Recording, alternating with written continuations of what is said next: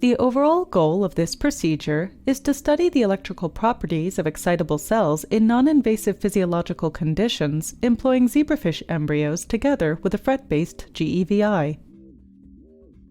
This method can help answer key questions concerning the biology of excitable cells, such as neurons.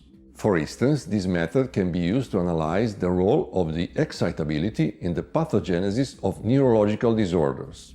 This approach employs transparent zebrafish embryos expressing FRET-based genetically encoded voltage indicators. The approach allows the measurement of the electrical properties of the cells in vivo in a non-invasive fashion. Though this method can provide insight into spinal neuron excitability in zebrafish embryos, it can also be applied to other in vitro or in vivo systems amenable to imaging studies.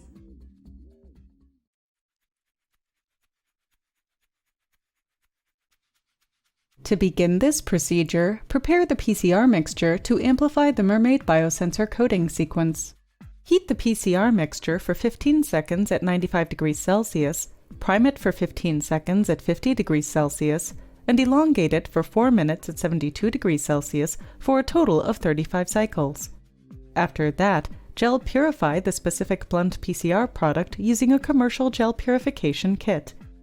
Then, clone the DNA fragment into PCMV-SC blunt vector and linearize the mermaid-positive plasmid with SMA1 restriction enzyme for the insertion of the HUC promoter. Set up the restriction reaction in a total volume of 20 microliters and incubate the reaction at 20